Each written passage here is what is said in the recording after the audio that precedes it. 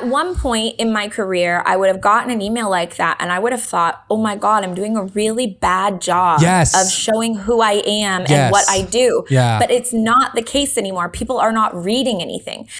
You're listening to the Shoot Your Shot podcast with Lindsay and Tim. Welcome back to the Shoot Your Shot podcast. My name is Tim. My name is Lindsay. And we're recording to you, dear listener, from two very different locations in the world. I'm still in North America, in Canada. Lindsay is recording from somewhere in Mexico, somewhere in sunny, beautiful Mexico, south of the borders. Lindsay, where are you? Playa del Carmen. I was like, Tim, he's saying this like I'm in like the witness protection program. Like she's somewhere in Mexico, ladies and gentlemen, boys and girls, people of all kinds. A workcation, I guess you call it. What do you call this? A sabbatical, an escape from the winter blues, all of the above? Yeah, sure. All of those things. All of those things. It started out as like, you know, my very first time coming here was during COVID, like post-COVID when you were first allowed to travel again. And I just haven't stopped coming. And every January, the trips get longer and longer. And we are here for, let's just say a while. I am coming back to Canada though. But Tim, I'm laughing because your screen is so blue and mine is so warm and cozy. Yes. It literally, it's a tale of two cities at the moment. Could be more opposite. We start the episode, we're rolling a magic 8 ball because it's our higher power. We don't really have a god. We worship consumerism and plastic things because, you know, Planet Earth 2026. So, Lindsay, you have a question for this thing? Do you have any thoughts, feelings? Sure.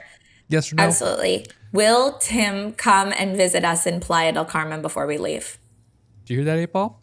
Let's see what she says. Indications say yes. Oh, okay. So we'll see, I guess. I did tell Tim before we started recording that like Airplane's got some good deals down here, buddy. Yeah, they do.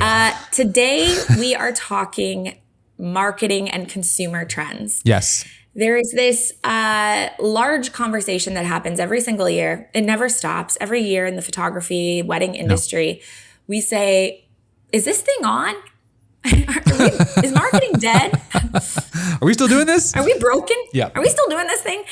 And instead of us taking a stab at guessing and just us yapping amongst friends of, you know, how are your bookings? Are things up? Are things looking normal?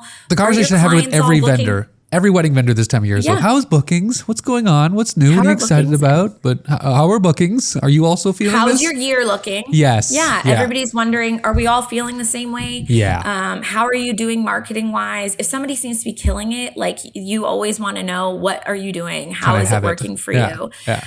So we've done some research and Forbes put out a 2026 consumer report that says after years of acceleration, 2026 is not a step change. It's a recalibration. Consumers no longer want fewer choices or more convenience. They want clarity, presence, agency, and trust. So we hear from photographers all the time that they're getting ghosted. Yep. Couples are harder to book. Bingo. Things aren't doing the things that they're trying are not working anymore. And that's true. You're not crazy. Turns out, based on our research, that this truly is a total recalibration year, which is very funny because there's that Instagram trend going on being like 2026 is the same as 2016. And let me tell you, it is not. It is absolutely not. So if you're doing things the way you did them in 2016, your business shall not succeed. And it's interesting because there are some similarities, and you'll notice as we talk through this, like, wait, we've been saying that for years, but we're saying it in a different and a new way now. And the way that our clients are finding us and the way that they are going to be finding you as a vendor, as somebody who's listening, will be a little bit different. It's almost like the apex of like the change of the generation that we're going into, like less and less millennials getting married, a lot more Gen Z are stepping into this role culturally and like and that's in the kind zeitgeist. Of the weird spot we're in, whereas there's a lot of Gen Zs that are maybe in long-term relationships, they're getting their first apartment, they're doing the things that, you know, generations have done. People do. But they're maybe not quite in the getting ready to get married phase yet, depending on where they're at in Gen Z. And then we've got elder millennials and the, you know, or the younger millennials, I should say, in that gap. And we've got a broad selection. And I mean, people get married at all ages. It's not like we're only marketing to 27-year-olds, but I would say there is a broad, you know, generalization of how are this year's couples booking. And you said one thing in that, Lindsay, that really struck out to me, which was agency and trust. I think at this time, and I'm not saying anything out of turn here. We're living in a very weird fucking time where trust and agency and putting your faith into a system, whether it be a wedding that you're hosting for family and friends, or the government that that supports you or should support you, is very like tumultuous, and you want to be able to trust something that you're putting your money towards. And a lot of the times, it doesn't feel like it's any official. Like I don't feel like I can trust government agencies anymore. I don't. Like it's just it's a mad time. There's world wars happening. There's people being pulled from their houses. So I feel like there's a real cultural. You really are. You're the blue shift. screen right now, Tim. You're the blue screen. I'm the blue screen. He's like, I can't trust anyone. Can't trust the anyone. world is falling apart. Can I change this lighting? Let's get the Lindsay's. There we go. Let's get tropical. There we go. That's better. Come on over. I will. So I feel like it's really it's the kind of thing where like if you're gonna pour money into an event, a day that means something to your family and your friends and your relationship with your partner, it should be with people you trust, people you like want to work with, and people you feel like you're going to show up in a way that feels truthful and like good. You know what I mean? Like there's a real lack of trust, I think, in the air right now. Yeah. As a people, as a society. People are, we're looking for certainties. A wedding should be this positive and bright and light space in your life. Yeah. And if you have heard horror stories from friends over, oh, I hired this photographer and they ghosted us, or we never got our photos delivered, or our florist just didn't show up, or they showed up with the wrong thing. It is too easy for people to be really good at marketing now, you know, through AI, through tools that are like creating reels for you, through outsourcing to the Philippines. You know, there's a lot of options out there for small businesses, and it used to just be big businesses that you had to have a healthy level of distrust for, but now it's businesses of all sizes that people are having a healthy level of distrust for. And I think, like I say, healthy for a reason. We should be questioning, if I'm investing X amount of dollars into this person, I want to know that our values align. I want to know that they care about the things that I care about. You know, couples are more than ever caring about your politics and where you stand on certain matters. Like, even if you're not a queer couple, are they inclusive? Are they an inclusive vendor? So lots of different things. Which I think is it's the democratization of being of all, like you said, big business and small business being able to do deep fakes from a telephone, like being able to completely fabricate a business, an idea, a sense of who they are, a sense of values from just like typing a few words into an AI bot. So you could build everything from nothing. Possibly have a meeting with a person, and that's not even a real person. And you might not know it because video has gotten so good, right? So anyways, we have done this very deep, in-depth dive on consumer reports and on all of these patterns. And I did some insane research this morning while I was up at the pool, Tim. You'd be very proud of me. So jealous. Here's the sources, just so you know. This does not come from chat, because while I do love ChatGPT for many things, I do not have trust in chat for when it comes to a really specific in-depth dive. So I've done research from a few different sources, and the wedding industry, unfortunately, we don't have a ton of like exceptional sources when it comes to these things. But one of my favorite ones was a blogger or a website called Sarah Does SEO. And she actually last year put through her own sort of state of the industry report. She did a survey of over 500 vendors from all different backgrounds, from all over the world, and asked them a bunch of questions. So I pulled some of the data from there. I pulled it from The Knot, from Axios, and from Forbes, as I mentioned. So then we've also asked some photographers that we know, like some industry leaders, their own personal feelings within North America. How are your bookings? What are things looking like for you? So shall we get into it? Let's talk about some patterns. What else are we doing? Let's do this. Let's get into it. What else are we doing? Could I have a margarita in my hand? Yes. But I'm here with all of you, and that's how you know I love you. Okay, so number one, the modern buying brain. Yes. People are changing the way that they're purchasing things. And this is not just wedding industry specific. This is across the board. The funnel is different. Where it used to be, we would coach people on the sales funnel. Okay, what's your funnel like? You know, what's the top of your funnel like? And, you know, traditionally, we would work them through, they would find you on social media, or they would hear about you through word of mouth, or they would be referred to you from XYZ. Another vendor or venue, right? That's that's the top of your funnel. And then hopefully they work their way through, they go to your website, they Yep. think, oh, this person seems nice, Yep. they're legit. Then they inquire, and then it's up to you to, nurture that relationship. For sure. People are not doing that in the same way. And Tim, I think you and I have both been feeling this for quite some time, that people will inquire with me and I don't hear from them again for 5 months when they're ready to book. Yeah. It's like my traditional funnel is not happening in the same way anymore. No. People are doing what I would say is like a research and evaluate long before they're ready to actually give you their credit card. It's almost like, if I can imagine, research. it's like they're like, oh, this person is a photographer. Cool. I'll reach out and see if they actually exist or still doing this. They reach out, you respond back within like 5 hours, like, oh, great, cool, they exist. Nice. They're real. shortlisted. So I'm going to take the 20 photographers I've reached out to, the ones that got back to me right away or like within a reasonable amount of time, take that 5 or 6, put it over here. It's in a parking lot. I'm going to sit on that for a while. I got other things to do. It's summer. I'm going to go hang out. And that's what they do. Yes. That's what it feels. And then they're going to keep following you on Instagram Exactly. and on TikTok. Yes. And they're going to see, what are they up to? They What turn do they seem like notifications as a on for person? Lindsay. They're like, okay, notifications are on. Let's see what Lindsay does for the next, 8 months to see how she does. Let's see. Then they start following the venues to see, is the venue I'm getting married at posting this person? Is the venue I'm getting married at interacting with them? Yeah. Do they seem like they're that venue's favorite photographer? Is there another photographer I should They be like looking better? at? Exactly. Because I think that there is a fear of making the wrong decision, and that's been Totally. true for generations of photographers. That's nothing new. And for every, across every genre, every market, everything. We have been battling this since I got into wedding photography, of I have to convince you that not only am I good at what I do and I am going to do the things that I say I'm going to do, but I have to make you believe that like you're not going to regret this, which sort of brings me into my second sort of pattern that we're noticing, which is that trust is the biggest bottleneck in this funnel that is a new type of funnel.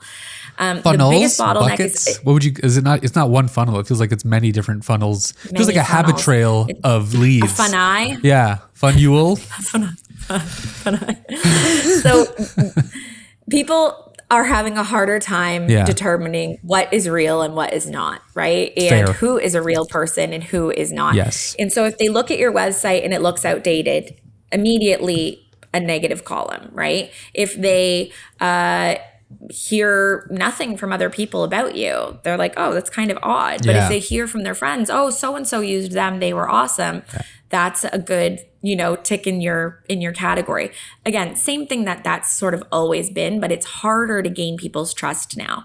So if your response, say, this is sort of just put into like tangible perspective, but if someone inquires and they get like a response back in like 5 or 6 hours, but it feels disingenuous, Right. they're not going to trust you quite as much. No. If you come back and you say, hey, I love your venue, here's a gallery of a wedding that I shot there. First of all, they know you're probably not sending this using solely AI. And I think couples are accepting of AI. They're expecting it, in fact. So they're accepting of some level of Automation, communication. Yeah. But if you can come back and say, hey, yeah, here's a quick response. Yeah, sorry, so sue me. I used some AI to write this or whatever. But I did listen. I do like your venue. Here's proof that I've worked at it. And here's proof I've done a good job at it. And in fact, here's some reviews of couples that I've booked with. Obviously, that's like the golden goose. Yeah. If you can do that, that's awesome. Yeah. If you're a photographer that's listening to this being like, well, I've never shot at a venue, I don't have a ton of great reviews, that's okay. There's other ways to build trust with people. Yeah. And sometimes maybe a more natural, like more candid approach is going to work for you. None of us know exactly what it's going to be, right? And I don't know your clients. I don't know what would build trust with them. Just like Tim, you don't know the way to build trust with mine. But there are certain things that I think we all know we're doing that we could be doing better to build trust. For sure. Maybe we need to be getting more reviews. But trust is a huge bottleneck. So couples are not lacking options. What they're lacking is the certainty, right? And that goes back to what I was saying about like this modern buying brain, is that couples don't really know how to make a decision when they are given so many great options. Yeah. Actually, this brings me to a point that our dear friend Stacey Brooks brought up. So I sent her a message and along with a few other photographers saying, hey, what are you experiencing? What are you noticing? Yeah. And Stacey said that she feels like because there's a huge influx of newer photographers popping up with AI editing tools and, they can still create really good work at a lower cost. Yeah. She's noticing that there's a lot more competition in her market. And she does a phenomenal job. And it's very funny because Stacey, when I read this, I was like, Stacey, you are that person to me. I was thinking there's this new photographer that comes on the scene. I had to work for 5 years to get anywhere near as good as she got, right? Because the cameras are better. Yeah. The software that we're editing with is better. Barrier to entry is gone. It's just gone. The education available out there is so much better. There didn't used to be podcasts about how to run your business. I used to have to phone figure someone. it out. Yeah. I talk about this like I'm 1,000 years old, but literally the last 5 years with AI have put the photography industry on a trajectory that is unmatched to any other time. For sure. I would say outside of when we switched from film to digital. Yeah. That would probably be the biggest, similarity that I can see. I agree. So Stacey's saying she's noticed this huge influx of newer photographers, and even if their experience level is differing, she's feeling like she really has to hold her own on reminding people of why it's important to hire the photographer with great experience that is in demand, that does have this strong skill set, which we'll get into. But she said it's a balance between wanting commitment early, I've really focused. I'm reading her message. Yeah, that's okay. But she said, I have to get you to that part because that one's also really, really good. Okay. But she said she's had to focus on holding her own, knowing her worth, and trusting that the clients who truly want me will book. Yeah. But I have experienced a lot more ghosting with people realizing that I'm out of their budget. Yeah. So I felt like that was really, really interesting. That this is nothing new. You and I have experienced this for years. Newer photographers come in. Shit gets easier every year for these people. Yeah. How dare they? Yeah. And we're out here giving them free education. Insane. But people are not lacking in options. But what they do want is they want a clarity in knowing why would I book you over anyone else? The 25 other people that are on my short list. Yeah. So I would say, what they're really asking when they inquire is will this person make my life easier or harder? Yeah. Is this person exactly what I'm looking for? And Exactly. sure, we'll never maybe be exactly it, but they really are trying to get there because why wouldn't you? They check more 700 boxes different than they types don't. of shampoo. Why would you not want to try to find the one that's going to work for your hair? No kidding. Yeah. And we're the shampoo. We're the shampoo. We're the conditioner. Okay, Tim, we talked about this. You go through the rule of 7 because we chatted about this before I left for Mexico. And I felt like this is actually kind of what spurred the idea for this conversation, this whole episode. So is the rule of 7. Is it 6? Is it 7? We heard conflicting. We have heard conflicting and opinions. we're not just trying to be 6, 7 people. No. But rule of 6 or rule of 7, we don't know. But it's this marketing rule allegedly. So it's a rule that it takes an average of 7 interactions with your brand before making a purchase from you, and this is customer facing. So customers look at your stuff; they want to interact with you at least 6 or 7 times. Before they actually make a decision on whether they're going to work with you or not. It's not about the magic number specifically. It's about exposures across multiple different moments and platforms and ideas. So they might see you 15 times. It's not like a hard and fast rule. Might see you 15 times, might see you 20 times, but I think the minimum is 6 or 7, that people want to interact with your brand, understand who you are, relate to you in some way, whether that's negative or positive, before they actually make a decision on working with you, booking with you, and moving forward in any way.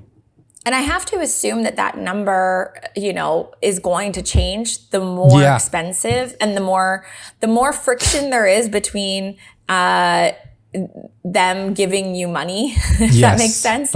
If there's some more friction of okay, well, this is, $1,500. That's a lot of money, but okay. Yeah. Then we get into 5,000. We get into 7,000. Yeah.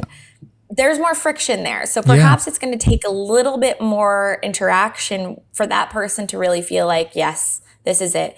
And for us to know what the thing is that truly unlocks it, I don't think it's any one thing. I think it's, again, it goes back to, we have to do all of it. Yeah. They go to your website and it's gorgeous. Yeah. They see, oh, you shot so-and-so's wedding. Yeah. That's a big plus. Let's reach out to them. Let's text them. Did they do they good? saw Yeah. a review and they said that review is glowing and the photos from it are stunning. Yeah. They saw maybe a styled shoot you did that they were like, oh my God, those images are amazing. Whatever it is, right? You've checked off enough boxes and at some point it's going to tip you over from the short list to the list. Yeah. You're it. Yeah. You are the list. You're the guy. Right? Yeah. And it may be 15 times. Yeah. We don't really know. But I think it does probably stand to reason that the more expensive you get as a wedding vendor, the more times that you're going to need to put in some effort. So that's just like annoying. But again, goes back to it's easier now to be better at marketing. You know, it is. It's way easier. We used to have to make image graphics in Photoshop. Okay, so grow up. You guys have Canva. Have you, Lindsay, you specifically, have you reached out or talked to couples after they booked you, like maybe on the wedding day or after the wedding day after you delivered? Do you ever like do like an inquest? Do like, hey, why and how did you find and book me? Do you ever ask that question? Does that ever come up organically? I typically ask, and I get a lot of the same thing that we've been hearing from other photographers as well. Some photographers that commented on, I made a post, if you didn't see it, on Instagram. Well, Tim, you saw it, but for those of you that are listening, I made a post about sort of consumer trends and whatnot. And one of the things that we're hearing from photographers across the board is that they're saying, oh, I've been following you for years. So clients don't necessarily know how they found you sometimes, right? No. They just think, oh, you've just been a part of my ethos. You've just been part of my feed. This hemisphere. Yeah. You've just been there for so long that it feels like you were the only option at some point, right? Yeah. And I think that I hear that a lot. I do get a lot of people still saying that they found me through a preferred vendor list. Okay. And then they went to my website and my Instagram. And that's when they started to feel explore. Like this is the they're doing that explore, right? Yeah. And then hopefully my communications are strong, right? I'm responding to them quickly. They feel like they can trust me. Bingo. What about you, Tim? Do you feel like you hear from people about how they're finding you? Or I find that because I reply not instantly, but like within an hour when I usually get an inquiry is the number one factor. That's what I've heard the most from couples that I book on my own. You just responded fast. I respond quickly, like, oh, you got back to us. I'm like, at all? Like sometimes it's yes, sometimes they don't hear back from anyone else, either because that photographer's already booked for their date, or it's because I'm the fastest to get back to them and felt like simple and easy. So I think it is about removing barriers. It's about, oh, this person understands what this day is. They understand that they're not here to they're here to solve a problem. We're here to solve a problem.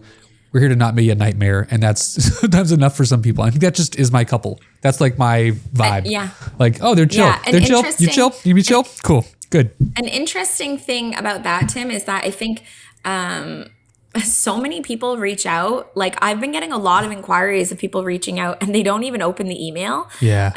And I don't know previously, before I took people's phone numbers in on my contact form, I wouldn't know if they ever got the email. You know, I have the tools now to figure out if people have opened it, how many times they've opened it. It's kind of creepy. Tracking, baby. They should be a sponsor. We should get email tracking as a sponsor. I don't know why they're not. Superhuman as a sponsor. It's crazy. Come on. We love Superhuman.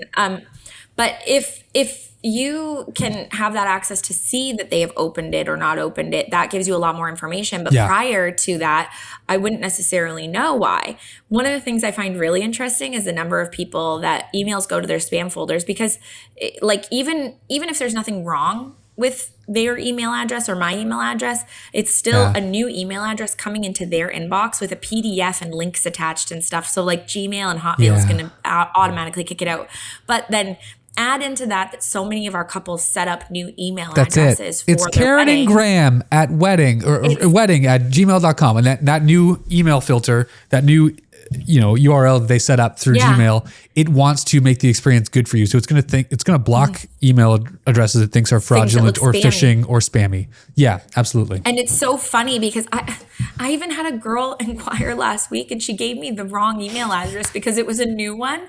And she somehow combined the new one that she has created with her old one. It had the wrong number. Girl, I can't reach you. I can't get, luckily Lindsay and myself and other photographers who listen in to the show, have a little box that's necessary you must fill out when you inquire with us to give us your phone number. So we'll have hopefully at least one way to reach out to you. I've had instances where the phone number is wrong. And then I text them. Yeah, I'll look them up on Instagram and be like, hey, hey, this is weird, but hi, you reached out. And all of this shit you gave me was wrong. Like I was stalking. Yeah, I felt like I was stalking a girl because her inquiry was so strong. It was so sweet and very specific. Yeah. She said I'd shot her friend's wedding. She's getting married at a venue that I'm preferred vendor.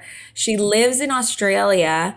Her email has never been opened. Okay. And the phone number she gave me is not complete, no matter whether it's in Australia or not. It is not a complete phone number. So I looked her up on Instagram because I was like, well, I don't want her going and telling her friend, hey, your photographer that shot your wedding never reached out to Ghosted me. She still hasn't read it because it went to her request. And I'm like, do I go one deeper and message the friend? Yes. I got crazy eyes. Hey, even if she doesn't go with me, not a problem. Literally not a problem. I just don't want people to think that I haven't gotten back to them. Yeah. I'm like, girl, I've sent you 6 responses at this point. Anyways, which does kind of bring us to another point about communication, about the timelines being different, actually. Yeah. People are not booking 18 to 24 months out like they used to. No. There might be more time between the first reach out and when they are actually booking. I asked Taylor Jackson, you guys may know him, my husband, I sent him the same message that I sent all these photographers.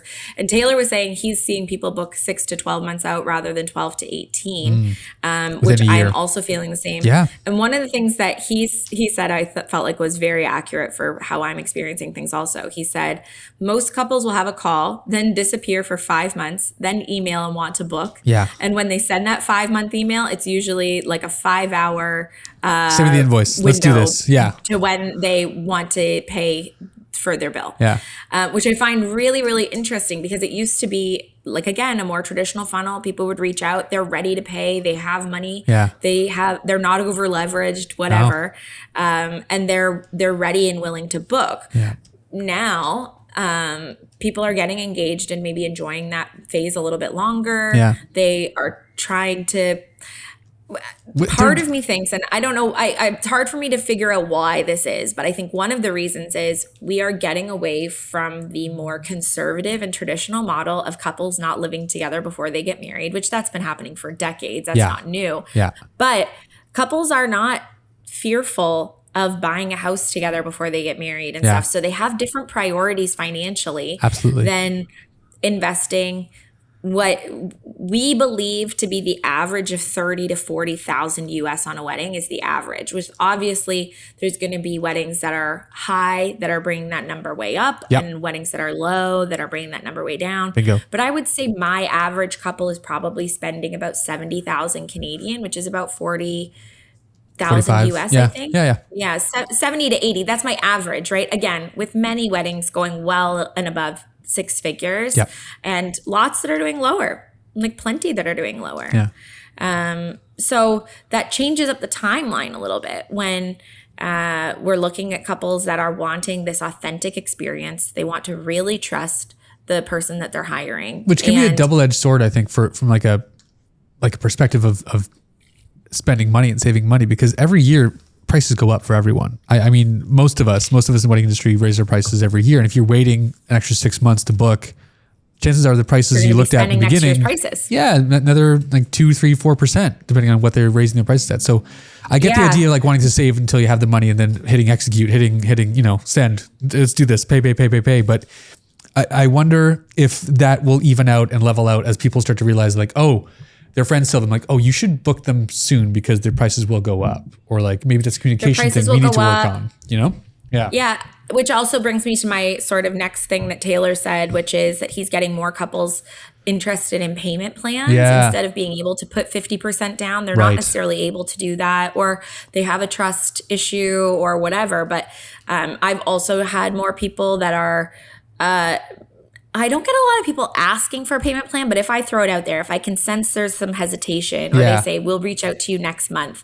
And I'm like, okay, I'll just say, if 50% feels like too much for you right now, like I don't typically do it, and I really don't. I have to really feel like I trust you too.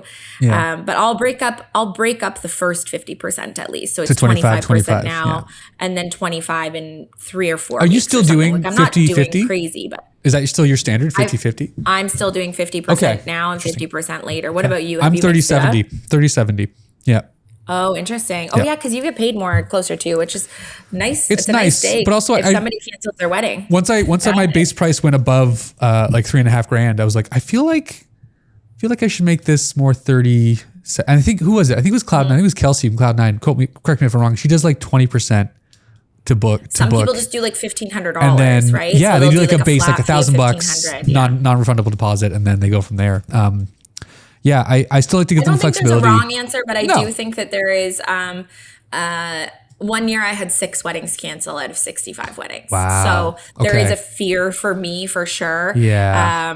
That was a crazy year. Obviously, that's not a norm for No, me. no, But no. every year I have at least 3 weddings cancel. Okay. At least. Wow. And I shoot now about 35 weddings. So I'm still getting about 10% of my weddings that are canceling.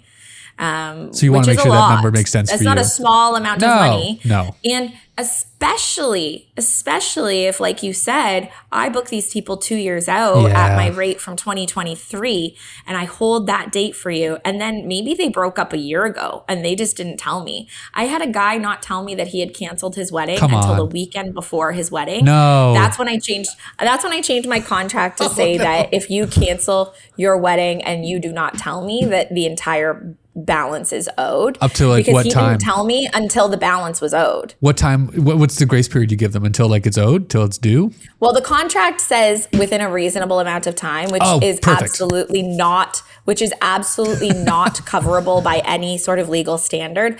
But what it does is it tells people, I will find out from your venue if you Yeah. canceled this wedding 9 months ago. Yeah. Like, just because you don't owe me money until 2 weeks before or a month before doesn't mean that I'm not expecting to be paid for it. Yeah, right. no So kidding. it's mostly just a don't be shitty clause. And in that case, I found out like there was some infidelity. The guy had been cheating. He was probably told by his fiance and now ex-fiance, Yeah. hey, you want to screw this thing up? By all means, you can be the one to handle the canceling of everything. I think And Tim then Allen's scheduled to be being in the that loser, sequel of Don't Be Shitty Claus Part 2, I think. Yeah. Yeah. like, and then you want to be the loser that you were that cheated on your fiance. Well, Yeah. then you're also going to be the loser that doesn't cancel And their gets vendor stiffed on with an time. extra bill because And he literally had smart. the audacity to say, keep the deposit. And I was like, baby girl, the deposit is the least of my Done. worries. You owe because me. I've Yeah. been holding this date for you Yeah. and planning. The thing is, we plan our lives around these things. Like, people think, oh, the wedding industry is so greedy. And it's not. What other industry in the world can you guarantee that a human being will be doing what you want them to do 2 years from now Yeah. for a few $1,000s? regardless You know? of health, of like national, like there's so many issues that rise up in every other cost of industry where living. it's like, oh, I could just get someone to replace me. Like, that's not happening for us. We have to show up. People have to.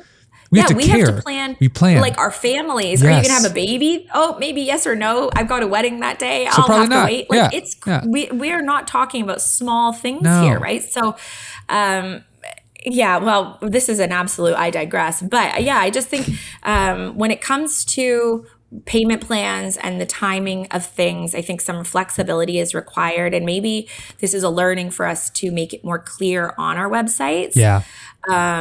That we do offer flexibility when it comes to payments. If you do, Yeah. I am interested to hear from other photographers if they do offer flexibility when Please. it comes to their payment structures. Let or us know in not. the comments of this episode what your payment plan's like, what you guys are doing to be flexible for your couples should they wish to pay in a different schedule, or maybe they want to front load it, maybe they want to like back load it, whatever it is. Please let us know in the comments. We're curious to know where it's like in your part of the world. So lastly, Yes. sort of my last pattern that I would say we've noticed is that, and this kind of goes back to everything that we've been saying, but consumers are using AI. Yeah. They are using AI to find us. They are using AI to vet people. So they are using AI to much. help them plan their events.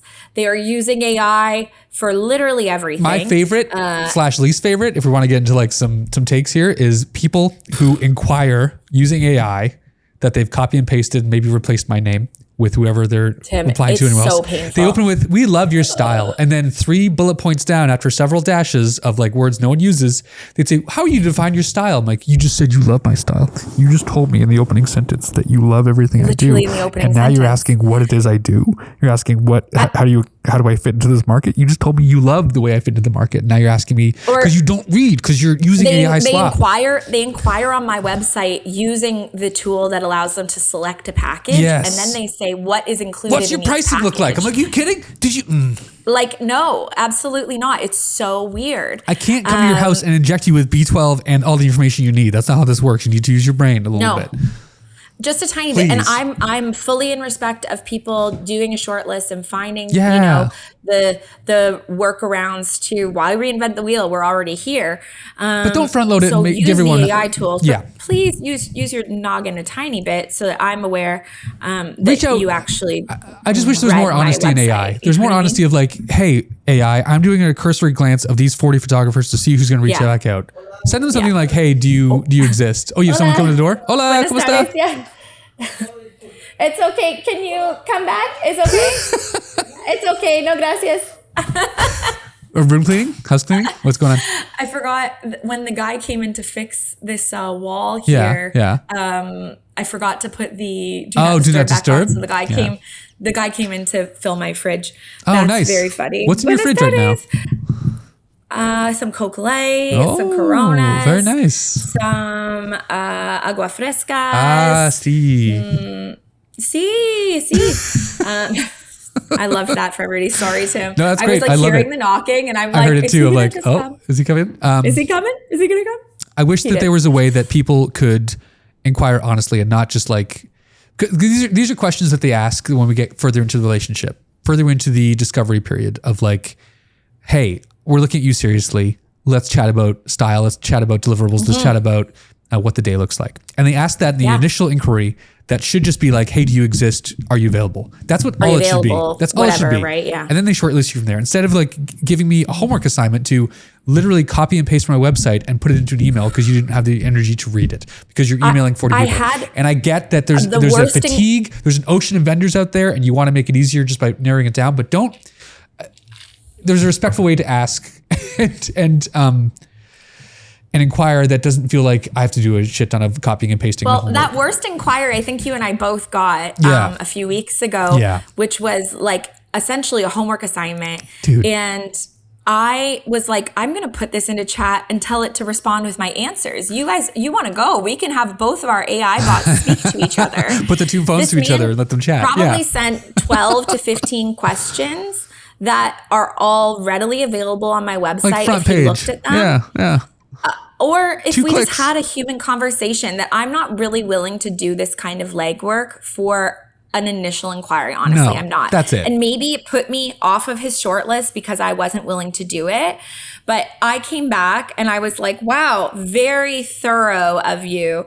And I did respond with like, very, very general. As you will see on my website, here's my package. As you will see on my website, yes, there's a second. As you will see in this PDF, yes, there's an engagement session. Like just stuff that I'm like, you have to do one thing to make this relationship work. And on my end of it, I'm thinking, this is a red flag for me because I want couples who are stoked to work with me. I am way too far into this industry, in this business, to be having people that are looking for a line item to be filled in their planning. And perhaps, he went through that list and he already had front runners. I don't give a shit. No. Because that was so insane. And then when I sent a follow-up, because listen, if somebody does that homework for you and you don't say thank you for this, I'm going to review it. I really appreciate it. Yeah. You are on my list, buddy. I'm like about to put a picture of your Instagram. Well, it would probably be more like his LinkedIn right here. Yeah. I'm not going to do that, but he was on my list. So I followed up and I was like, hey, Steve, or whatever the heck his name was. Sure. Hey, Steve. Stoves, your Wanted real to check name? if you had a chance to review all of your feedback that you must have gotten a lot of. Requested. And he used AI to come back and say, I was so impressed with your portfolio and all of your reviews and X, Y, and Z. And it just summarized the shit that I sent and then said we went with another vendor. And he did that within 24 hours, Tim. So he within was 24 hours Wow. of me sending because I responded within 24 hours as a following up on this, which is way shorter. I would usually give people a few days, but I'm like, we're here. Yeah. And he said he had already found somebody. And I'm like, so were you just trying to do what you and I talk about all the time, which is you were trying to justify, confirm yeah, the decision that you had already made using your brain was the right one. Exactly. And then you thought the easier thing than me going and vetting all these other vendors and finding out, like, I think they'd already had a photographer on the line. Probably. Maybe his fiance had found them or whatever. And then he thought, I'm just going to do my due diligence, which is important. That is important, but you could have done it using Google. Yeah. So anyways, that's a gripe for another day. I think we're and you listener and you know, as a wedding vendor, wedding photographer, listening to this podcast, enjoying our lovely faces and voices, you know why we're not upset, but a little bit triggered by this is because when we work with couples, we're there for a very personal amount of time on a very personal and like emotional day. And to start the relationship off with a very cold, hey, I want to buy a toaster. Impersonal. Does this toaster toast bread? Does it do frozen bagels? Like there's such a checklist of like, but I'm going to be part of your family for the day. Why are you treating me like a toaster salesman? You know what I mean? Like there's that like And that stab that at you one feel point- from like, ugh. At one point in my career, I would have gotten an email like that and I would have thought, oh my God, I'm doing a really bad job of showing who I am and what I do. Yeah. But it's not the case anymore. People are not reading anything. No. Do we need to put all of pages? that information is available and it's been available. And it used to be like, okay, well, they're asking me what my pricing is, but they're asking it while inquiring with the package they're interested in. Yeah. So I feel like I don't need to necessarily act in the same way as I used to, where I would see that as this requires action. I need to update my marketing. I need to update my communications. No. It's on them for being lazy. People are just bad at reading. Yeah. Yeah. And I think it's because short attention spans, there's more content to consume than ever before. Yep. And people are yelling at them over and over and over, buy my shit, buy my shit. And so, here we are ending up with people that aren't reading anything anymore. So do we need to put pages on our website of like, hey, your AI simpleton, here's everything you need to know based on the questions that we get from most AI bots? Is that worth a time? Thing, actually, is that Tim, worth the page? This is basically my number one takeaway from everything that I have read and that I've learned is, what this means for us as photographers, these consumer behaviors. We can talk about them all day long, but what do they mean for us? The number one thing is that we need to be so much more transparent on our social sites and on our websites than ever before. Because it's not people that are scrolling them. It is chatbots. Google it is SEO, aggregators, which has always been the same. The algorithms of things, the aggregators sort of things. And then just also, AI. And it's scraping and it's constantly scraping. And so if your website hasn't been updated in 18 months, that's data. Yeah. If your social media doesn't have your location on it, that's data. Yeah. If your social media is constantly posting personal stuff and no marketing of your weddings. No words to say data. wedding, nothing. No alt text, nothing. It's data. That's not. And it's so annoying. I find it like a little bit stupid, the amount that I have to keep doing the same thing over and over again. Like it's kind of stupid and a little bit, it's part of the reason why I think you and I have a podcast is because it's fun to talk about new things with people's real brains attached to them. Oh my God. Whereas like marketing for weddings, I am doing the same thing over and over because it's a new batch of people over and over. Year. Yes. Yes. And those same people are going to learn how to purchase from us in different ways. And so every year we need to do these little consumer reports of how are people finding us in 2026. And right now it's the same thing as it used to be, but harder. It's that your socials and your websites and every point of contact just needs to be reiterating who you are, what you offer, with strong reviews to support your claims. Your Google listing is so critical. If you don't have a good Google listing or a good like social search with people reviewing you, chat is not going to rank you very high, unfortunately. So those are really, really important. And it's just going to struggle to even put you in front of people on a short list. So that would be my number one thing, is like there should really be a page on your website dedicated to answering what does your process look like, so that when they say to chat, hey, I'm looking for a photographer and videographer with a candid style that does direct flash and works at X venue. It's going to go all those keywords in there. And then it finds you who has posted blogs about it, who has reviews about this, who has a page dedicated to what does your process look like? Because all of us have nice work. Yeah. Well, not all of us. Hey, rude. Almost all of us have nice That feels work. like an attack. It's true. The bar has never been higher in terms of people putting out excellent work, thanks to companies like Imagen, thanks to just the ability to see other things. Lightroom is so much better. Presets are good. Everything. Everything's great. It's all good. It's a beautiful time to be a wedding vendor creating digital visual work. With that comes the rising tide of everyone being at the same level. How do you jump out of that water like a beautiful dolphin glistening in the sunlight to attract the right person? I agree. We used to say, have you seen the dolphins yet? And is it dolphin season? I did. Oh, cool. The other day I was doing, it was really interesting. The other day I was doing my Spanish lesson with my girl Carla. And I was like listening to her, and then all of a sudden I just paused like, what? Sorry, Carla. I just saw some dolphins go by. How do you say dolphin in Spanish? I think dolphines. I could be wrong. Dolphines. I don't actually know that. I'm just guessing because there's a dolphin sanctuary, and I'm pretty sure it's called dolphines. But I should have asked, I guess. She probably said it. Probably. It's a lot to take in for the little brain. It's visually a lot. Learning. Yeah. Oh, I imagine. Just no brains. Just brains. learning words. No, it's tough. Very hard. You're doing a really good job. If you don't, y'all don't know, Lindsay's pretty much fluent in Spanish now. Thanks to 2 years of nonstop. I am so not fluent. Oh my God. Come on. Anybody that speaks Spanish is gonna have heard me just say like the worst buenas tardes to this guy when he walked in here and be like, she's not. Didn't your teacher give you kudos and say that like you're doing really well and like you're farther ahead than she expected you to be at this time? Yeah. Okay, then you're probably doing great. Pay her, but anyways. So it used to be on this podcast. Back to the point of this show.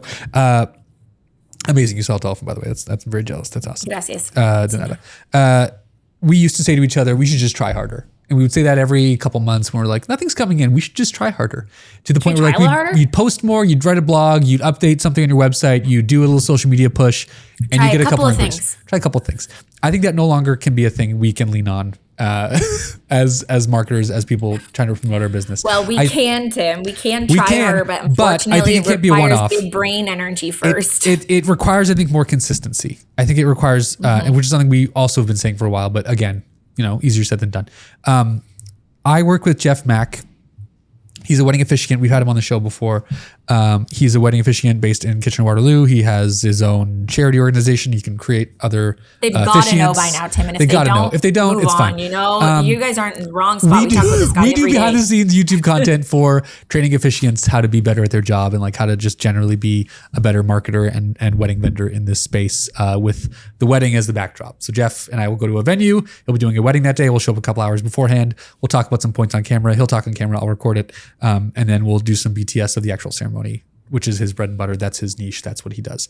Just to show how he's different and how we can, raise the, much like photography, he wants the wedding officiant business and industry to be at the same level of like, we can all be great. We can all be great. Let's do this together. It's only really fun to compete with us all being good. Like, I mean, sure, it was really fun in 2013 when I was competing with a bunch of people who barely tried. Jabronis. Yeah. But it's really like, it's a lot more fun to compete against other people who are trying really hard. Yeah. And so anyway, recently on his recent video, we were at the Ancaster Mill in Ancaster, Ontario, and he did a marketing minute on what he does, his content strategy for showing up to be someone who's trustworthy, someone who is transparent, and someone who's relatable to people who look at him and research him on the internet. And he has 3 pillars that he focuses on to make himself relatable and make sure that he's showing up in the right way for people so that his people can find him and feel immediately like, that's our fucking guy. Yeah. That's the dude we need. Yeah. He posts about family, his wife and his daughter, because he thinks it's really important in his life. It is. He doesn't think that. It is really important in his life. He posts about fitness because he believes in self-betterment. He wants to attract the kind of people who want to better themselves, who and also who care about hiring an officiant who is going to show up looking the part, a certain way, right? So it's that's fitted, yes, like, and not necessarily just like, oh, you have to be jacked, but like he's going to show up looking sharp for he's your not going to show up with mustard stains from a burrito. What's the thing you eat with mustard? It's like a praying hot hands. Dog? What is it? No, not a hot dog. Pretzel. Like a hot pretzel mustard on his shirt. He's not going to show up looking like a slob. And that's what he projects through his self-betterment content that he posts. So you have family, you have self-betterment through exercise and fitness and diet. And then he has the weddings that he does. And that's like the 3 things. That's like the 3 pillars that he puts in to every post. And he alternates them. And whether it's on social media, through Instagram, through TikTok, through YouTube, it's one of those 3 columns. And that's a consistent thing he's pushing out constantly into the world to and make it known that who he is who he is. And so I've actually taken this advice to myself. I'm testing it out because I have fear. I recently you have fear. I have fear of things not working, and I want to have a test case. So I'm giving it the good old college try, working with the DTK Chapel Photography Instagram, which by the way is crushing. I'm just doing consistent content, and it's going to be it's answering a question. That's one pillar, like any objectives. That's not a word. What's the word? Objectives? No, like objections. Yeah. That's it. So answering questions before the people have an idea of what the question is. Like, do we need to bring our own flowers? Do we need to write our own vows? Should we bring rings? I'm trying to like answer those questions. I'm also showing real weddings. So like what the actual galleries look like through 20 images, and then showing some behind the scenes reels. So that's kind of the 3 pillars I'm working on right now to like show up consistently in people's feeds. And that's my plan going forward. Just to like push that out and hopefully get one person seeing at least 6, 7 of those messages so they can decide that booking is the right move for them. Yeah. And we're finding like tangibly that it's not just reels that are performing. Reels perform, but it's like, okay, do some carousels. Maybe you throw a blog into the mix. Maybe you yap about it on a podcast, whatever, right? Like you have more sources of this information because doing the same thing is going to give you consistency for sure. But I think one thing I'm including really need multiple points of trust on multiple platforms. So if they can see like you were referred by the venue, they posted about you, right? Like you said, then you also have all these pillars, reminding them, here's why I'm the right fit for you. Not only am I going to make you look good and blah, blah, blah. Like I've got all of these features of why I'm the right guy for you. Yeah. And the one thing I'm doing differently on this than I'm doing for everything else, and I think I should just be transferring it to my own stuff, is letting them know that this is not just a museum you can come and visit and look at and see pretty pictures. You can buy pieces from this museum. You can buy the ability to be included in this museum. So at the end of every post I'm doing for the DTK Chapel photography site, book your package through the link in our bio. Get a photography package for your wedding proper day. CTA. Book, pay. You can hire. You can, like, having that call to action at the end is something we do not do. I don't do that on my own. I don't know why we're not. Are you doing that in your posts? Hey, you can hire me to have this. Yeah, you can hire me. You can have this. Yeah. Okay. Typically, I run many chat automations through my posts. So if I'm talking about family sessions and I post a family session carousel, it will say, "Oh, you want your family session? Comment here, family, DM me, whatever." It used to be go to my website. You've lost them by the time that they do that. They're gone. And then the thing that I'll usually do is I will repost that to my stories, and there will be a more direct link there, or a ManyChat automation again. Yeah. If you're not using ManyChat, it's so annoying, honestly, how good it is. It is very expensive the more contacts that you have. So if you do have a lot of contacts on it, it does get fairly expensive, but it costs more money to engage with people in this time than ever before, I would say. So yeah, Tim, a CTA, that's good. I'm proud of you, bud. Thank you. We're all learning. No, it's fun. No, it's but good. It's all things that we know, but unfortunately we learn them and then we have to relearn them. And that's the best part about being in this industry for as many years as we have been. And I hope in 10 years I look back and I say, fuck, I'm still figuring it out, because if I keep doing things the way that I was doing them in 2013, no one will find me interesting at all. Yeah. I actually saw a really great post, and I'm pretty sure it was Jennifer Mower. And she said, imagine if experienced photographers stopped rejecting shift and change so aggressively. And they took the experience and the knowledge of how to run a business and take care of their clients. And I'm expanding on the post. This is just like a thread. I love it. But they took the experience and the know-how of 10, 15 plus years. And then they also adopted new things like direct flash and blurry photos and whatever. And then you take the art and the knowledge that you have of creating art for the number of years you have, and you put your own spin on trends. Yeah. The gorgeous work and the incredible work that would be out there. But instead, what we have are usually more experienced photographers are very unwilling to adapt and change. Yeah. And I have been there, there were definitely points when, like, whenever there's something new that comes out that I'm like, is this going to stay? Are we going to do this? And I'm always happy to jump on a trend, but I'm going to jump on a trend in a way that feels good for me, that feels like something in alignment I'm going to be proud of. You would do. Yeah, you're not just leapfrogging. But if I was still editing stuff the same way that I did 10 years ago, no one would be hiring me, you know? And it's so important for us to sort of check our egos at the door as creatives and as artists to say, okay, well, yeah, I am a creative and my art matters and the way I see things matters. Yeah. But what also matters is that our clients can see themselves in it. Yeah. Because we are creating work for a person and people on the end of it. So okay, I have only a couple more points here, and then I feel like we have really nailed this one. Absolutely. Here. Okay, so the last one second last thing that I want to say on what we can learn from these patterns is that if you're not following up on inquiries, that you're losing out. Yeah. Going back to that timeline of things being shorter and people doing a lot more waiting and watching. Yep. If you do get a live one, you get an inquiry and you're not following up, then someone else probably is going to get your girl. Bingo. True.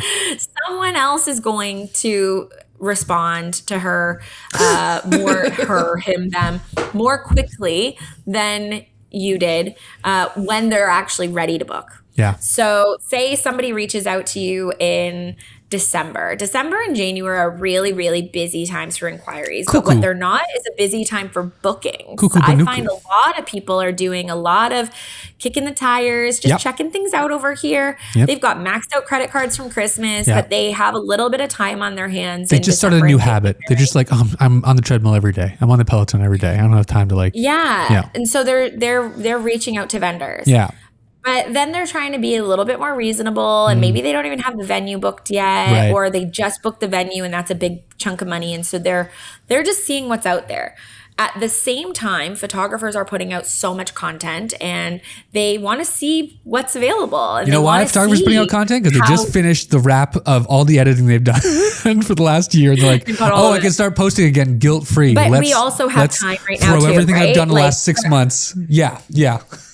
At least for those of us that are in, the Western hemisphere, Northern hemisphere. where it's cold. Yeah. Northern, sorry. Yeah. I'm in another planet right now. You're in I'm Central thinking about America, our friends basically. in Australia. I was like, sorry, Yeah. I know these months don't really count. No, but they're opposite. For those of us that live in colder climates, we are a little bit more chill right now, usually with bookings. Yeah. So we have more time to be posting, and these couples are taking their time, engaging and experiencing in different ways. So maybe they reached out and you didn't hear back, and maybe it requires multiple touch points. And I think I used to believe that would be really annoying, and that if a couple really wants to book me, they're going to be excited enough to book me. And that is just not true.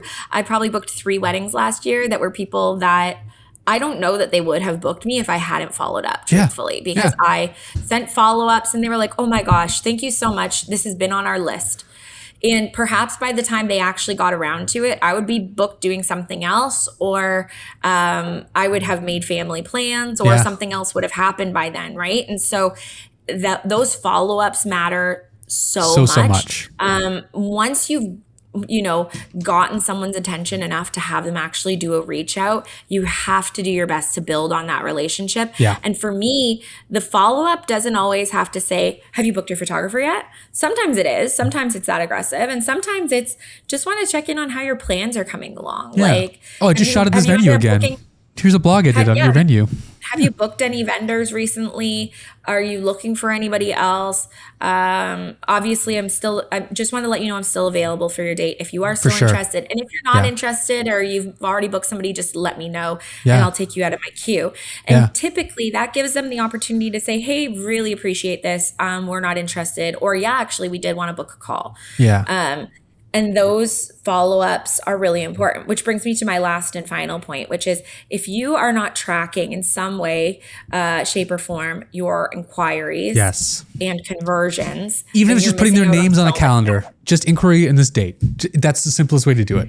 Yeah. Well, it is and it isn't, Tim, because that's what I used to do. I used to put on my calendar, I would have like an inquiries list, and then for each date, I would have somebody's name. But for me, I think being able to look at like an actual spreadsheet of these are all of our inquiries for the year, and through Focal, I just get that sort of CRM built in. I can see the inquiries that I got. I can filter them by year, and then I can filter by who booked and who didn't, where they are in the queue. It gives us a little bit of an idea of what conversions look like. And actually on that Sarah Does SEO blog that I was reading through, which is honestly fascinating. We'll put the link to it in the description here in case anybody wants to see some of the stuff that I read through. Check my work. But Sarah Does SEO, they asked industry partners, and this is, again, not just photographers, this is everybody, what their conversion rate is. So a surprisingly low number actually didn't track it, which I was very surprised at. I really felt like it would be a higher number of people that did not track their conversions, because most of the photographers that I mentor and have worked with in the past would not be able to pull that number up easily. But a very small number didn't track them. The vast majority of people said that their conversion rate was between 21 and 40%, which I would say maybe is a little bit generous. I could be wrong. For me, I am not booking anywhere near 40%. I would say probably 20% of my inquiries. Maybe not. I should actually look. I haven't looked recently, but I could take a look. I could take a quick. You can take a look at the spreadsheet. Conversion rate. But if you don't know what your conversion rate is, then you don't know where you have a problem. So if you are one of these photographers that's saying, well, I've been getting ghosted a lot, or I'm not getting inquiries, or whatever, here's my feeling. If you're not getting inquiries, then you have a marketing problem. And perhaps it's a quality issue. And I mean that with all the love in the world, but perhaps someone out there in your industry is doing a better job of shooting the same thing that you want to shoot than you are. And they are marketing to the same people for roughly the same price or something competitive. So if you're not getting inquiries, that would be sort of my first step. But if you are getting inquiries and they are just not converting for you, then I would say that the sort of major issue there would be that you have a communication and a trust problem. Yeah. And that's what I think most photographers are. I think most of us are pretty talented. Most of us are pretty good at things. But it's a trust problem. And trust comes down to so many factors more than just like, will this person show up? It has to do with, first and foremost, I think pricing. If they feel like the number that you've written down on a piece of paper, showing them a slid across the table makes sense for the value of what they see in you. Yeah. That's huge. If it's too low, they're going to think this is weird. I don't trust this. This is strange. Feels like a scam. Is this AI? Are they real? That's a problem. If there's a trust in terms of like, trust things. Trust in terms of like, do I think this person's a good person? Do I think that they gel really well in the day? Are they inappropriate in their posts online? Are they personable? Do they feel like they're going to show up with mustard stains? That there's a trust there as well. Like there's many avenues of trust that you need to focus on to represent yourself in the right way for the right couple. So 100%. So yeah, the my closing statement, and I love this one from Forbes. Yes. Is the brands that lead this year won't just be efficient or innovative. They'll be emotionally intelligent, transparent by design, and relentlessly human in how they connect technology to lived life. That's lovely. I loved that so much. And I think it really is so poignant, especially for us in this very digital era and digital phase of photography, where we are marrying AI with human lived life. But relentlessly human that's the shift that I've been trying to make for the last couple of years, is bringing it back to a more analog experience while still using more tech probably than ever before in my life. But things for me, like I'm going to go and disconnect a little bit and I'm going to, take some time to go to Playa and recharge myself creatively. Use technology for the reason we all should be using it, to make the back end of things that we don't want to do simple, easy, and automated. So that's it. That's all, my friend. We have more. Actually, one more thing. I think we had Nicole Ashley. She came back and she said that she agreed in the timeline of things. So I think that's a very common thing. But I will keep sharing some industry insights from our friends and our leaders as they keep popping in. I didn't give them very much lead time to respond to me. So I think we'll have more to share by next week. Hopefully. And Taylor gave us a lot of other really good insights as well that I think would be really helpful. We'll share those again next week. But Tim, this has been fun. It's been a blast, my dude. I'm sorry that you're in Ontario. Yeah, me too. It's fine. I can't help you there. It's okay. It's it's where I live. So it's where I live. Exactly. Thank you so much for liking. This has been fun. Yeah. Thank you everyone for tuning in, liking, enjoying our show. 5 stars wherever you want to rate our podcast. And we'll see you next Monday. See you next Monday. Goodbye, friends.